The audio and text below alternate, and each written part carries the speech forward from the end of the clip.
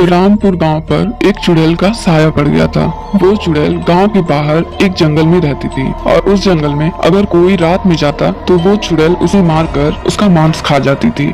चुड़ैल के इस हरकतों से परेशान होकर गांव वाले गांव में इकट्ठा होते हैं और सरपंच से कहते हैं कि अरे सरपंच जी कुछ करो, इस जंगल वाली चुड़ैल ने तो नाक में दम कर रखा है। तब सरपंच कहता, बात तो सही है, लेकिन हम तो इंसान हैं और वो चुड़ैल, हम तो कुछ नहीं कर सकते।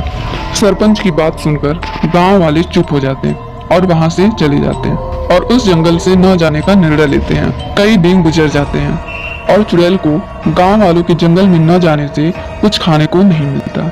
चुड़ैल परेशान हो जाती है और कहती है, ये क्या हो रहा है, इस तरह तो मैं भूख से मर जाऊंगी।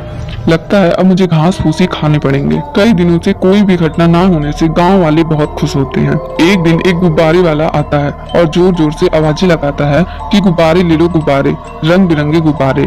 गुब्बारे वाले की आवाज सुनकर गांव के बच्चे गुब्बारे वाले को घेर लेते हैं। तभी वहाँ रोहन नाम का बच्चा भी गुब्बारे के पास आता है और गुब्बारे वाले से कहता कि अंकल मुझे भी गुब्बारा चाहिए। तब गुब्बारे वाला रोहन को गुब्बारे दे देता है। रोहन कहता, नहीं मेरे पास पैसे नहीं है, आप ये गुब्बारे रख लो। तब गुब्बारे वाला कहता, अरे कोई बात नहीं, तुम तो मेरे बच्चे जैसे हो, ले जाओ। रोहन गुब्बारे लेकर घर आ जाता। उसकी माँ पूछती, ये गुब्बारे कहाँ से लाए, किसने पैसे दिए? तब रोहन कहता, माँ मुझे ये गुब्बारे गुब्बारे वाले ने दिए हैं। फिर रोहन गुब्बारे को अपने हाथ पर बांध के सो जाता है। रात में वो गुब्बारा उड़ने लगता है और रोहन को घने जंगल में लेकर चला जाता है। रोहन डर जाता है और चिल्लाने लगता है। तभी वहाँ गुब्बारे वाला भी आ जाता है। उसके साथ जंगल की चुड़ैल भी होती है। तब गुब्बारे वाला बच्चे से कहता, तू रो मत बच्चे, बस कुछ देर की बात है, उसके बाद ये चुड़ैल तुझे खा जाएगी। ये सुनकर रोहन रोने लगता है और बोलता है, चुड़ैल जी मुझे मत मारो, मेरी माँ का मेरे अलावा कोई नहीं है। तब चुड़ैल कहती, अरे मनहूस ये कौन सा शिकार लाया है, ये रोए ही जा रहा है, चल जा दूसरा शिकार लिया।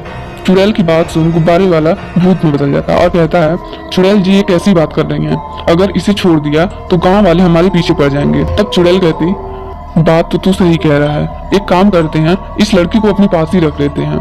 फिर चुड़ैल और भूत रोहन को गुफा में ले जाते हैं। अगले दिन पिंकी रोहन को अपने पास ना पाकर परेशान हो जाती है और बोलती है, अरे मेरा रोहन कहाँ गया। वो रोने लगती है। तभी एक गांव वाला वहां आ जाता है और कहता है, अरे भाभी रो मत, वो इधर ही कहीं खेल रहा होगा। तभी पिंकी कहती, नहीं भैया वो मुझसे बिना पूछे कहीं नहीं जाता, आप सब उसे ढूंढो नहीं तो मैं मर जाऊंगी। इतना कह के वो रोने लगती। तभी चंदू भी वहां आ जाता। दोनों आपस में बात कर रहे होते। तभी चंदू कहता, मुझे लगता है कि रोहन को चुड़ैल उठा ले गई। तभी निखिल कहता, तू भी ना चंदू, वो चुड़ैल कभी हमारे गांव के अंदर नहीं आती। फिर गांव वाले वहां से चले जाते हैं और पिंकी रोहन का इंतजार कर रही होती है। शाम को निखिल और चंदू पिंकी के घर के सामने से गुजर रहे होते हैं और पिंकी को देखकर कहते हैं, क्या हुआ भाभी, रोहन घर नहीं आया? तब पिंकी गुस्से में कहती, अगर रोहन आ गया होता तो मैं यहाँ बैठी होती, तुम लोगों को कोई काम नहीं है? पिंकी की बात सुनकर चंदू को गुस्सा आ जाता है और वो कहता है, अरे यार हमने पिंकी भाभी को कुछ कहा भी नहीं, अपनी कोई इज्जत ही नहीं है, जब देखो कोई भी कुछ भी बोल देता है। तब निखिल उसे चुप करा के वहाँ से ले जाता है। निखिल चंदू को समझाता है कि वो अपना बेटा कोई है, उसका दर्द हम नहीं समझ सकते। तब निखिल की बात सुनकर चंदू का गुस्सा शांत हो जाता है। अगली सुबह गांव के बाहर निखिल और चंदू बैठे रहते हैं।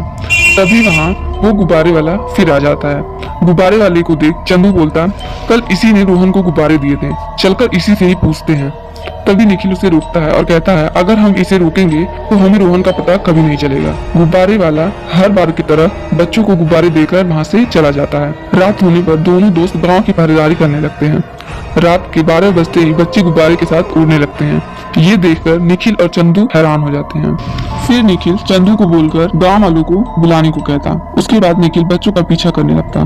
बच्चे उड़ते उड़ते गुफा के सामने पहुंचते हैं। तभी दोनों दोस्त ये सब देखकर कहते हैं, ये जादू तो मैं पहली बार देख रहा हूँ कि गुब्बारे बच्चे को उठा के ले जा रहे हैं। तभी शैतान गुफा के दरवाजे पर जोर से आवाजें लगाता है और कहता है, चुड़ैल ये देख मैं तेरे लिए क्या लाया हूँ।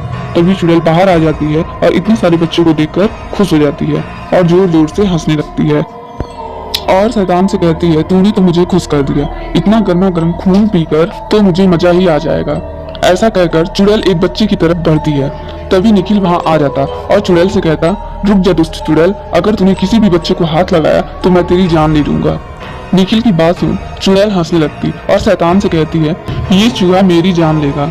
इससे बड़ा मजाक तो मैंने सुना ही नहीं। इस दुष्ट को मारकर खाने में मजा आ जाएगा। मार डाल शैतान इसको। चुड़ैल की बात सुन शैतान निखिल की तरफ बढ़ने लगता है। शैतान निखिल के पास आकर निखिल को पकड़ लेता है और उसका गला दबाने लगता है। तभी वहां चंदू शैतान को जोर से धक्का देता है। शैतान दूर जाकर गिरता है। ये देख निखिल कहता, वाह चंदू, मुझे नहीं पता था तेरे में इतनी ताकत है। लेकिन इस बार शैतान दोनों दोस्त को पकड़ लेता है और मारने लगता। तभी वहां पुजारी जी आ जाते हैं और शैतान के ऊपर पवित्र गंगा जल डाल देते हैं। जल के पड़ते ही शैतान जलने लगता है। पुजारी जी कहते हैं, दुष्ट चुड़ैल, तूने इन बच्चों को उठाकर सही नहीं किया। ऐसा कहकर पुजारी जी चुड़ैल पर भी गंगा जल डाल देते हैं। चुड़ैल भी वहीं जल जाती है।